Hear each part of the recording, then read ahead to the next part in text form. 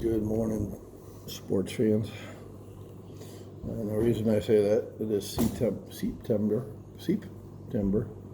26th, Saturday morning for me.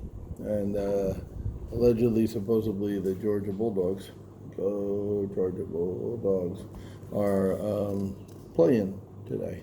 So, obviously, I'm not going to be able to watch the game because it's a different time zone. I'm 11 hours ahead, and as of November 1st, when y'all turn your clocks back, fall back, it'll be 12 hours I'm ahead, so it's even more.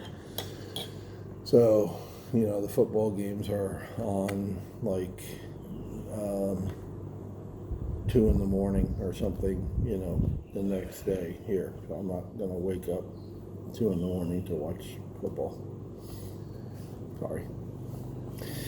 Anyway, the 26th, we're talking about going the extra mile, which is what we all want to do. We all want to go the extra mile, don't we? Yes. Have you noticed? Oh, thank you.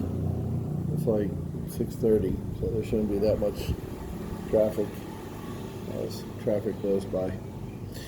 Have you noticed that the most effective worker is generally the busiest? Okay, successful people are busy people. They despise idleness. Ooh, I don't despise idleness. And constantly search for new challenges and better ways to do things. That's true. When others discover that you are a thoughtful, helpful, enthusiastic worker, you will soon have more business than you can manage, and you will greatly increase the number of people who have a stake in your success. Coffee. Immediately need coffee.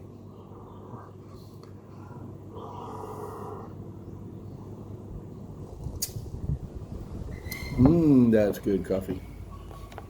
And now, of course, I can't see because my glasses are fogged up. I need the windshield wiper thing. I was taking your success. The most mundane tasks become much more bearable when you compete with yourself to improve at doing them. When you find faster and better ways to do your job, you also free up time that can be spent in more creative pursuits, right? So, looking at it from an entrepreneur slant, because I'm from Jersey, slant. Looking for constantly search for new challenges, new business, and better ways to do things. So the difference between an entrepreneur and just somebody who's just 9 to 5 in it is the entrepreneur will take action, right? They don't just dream about being successful. They set goals like we talked about, and they work. They do massive action, especially in the beginning, like peeling up a piece of tape, 20 seconds to start, 2 seconds once you have it going. So they take massive action, and they actually do what they've been dreaming about doing for a long time, right? That's number one. Now, number two, or phase two, or step two, is getting better, tweaking, getting more efficient. Now you have it up and running. Now you're going to be more efficient. You're going to look for better ways to do things so that you can do more. You can basically your challenge after you get it up and running. You've been up and running 3 months, 6 months, a year, whatever. Now you want to do it more efficiently. Now you want to tweak it. And leads. You get leads coming in because that's part of being a professional investor, is getting people to talk to. That's step one, right? Locate prospects. We talked about 5 steps to successful business. Step one is locate prospects. So that's leads. So you get leads in, and in the beginning, you might not have the most efficient system for dealing with those leads, right? Some are going to get through the hopper. Some are going to be wasted. Long term, that's not okay, right? Long term, you're going to tweak that and make that better. but in the beginning it's okay because you're just getting started. So we all went to kindergarten, and then, or most of us went to kindergarten, and then first grade, second grade, third grade. We all started high school freshman year, right, and then went sophomore, junior, senior. It's the same thing. You start as a new entrepreneur, a new investor, as a freshman, and by senior year you'll have it all figured out. You'll know where everything is and all that crap, and you will do things better and more efficiently, because that's how you grow. Your growth going from a non-entrepreneur to an entrepreneur is one step. Your second step is you're now an entrepreneur. You're going to be a more efficient one, right?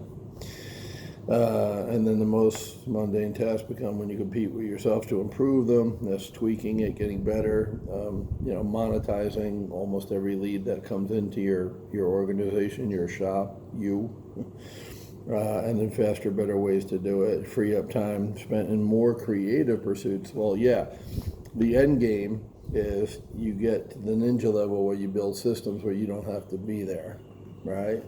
That's the end game.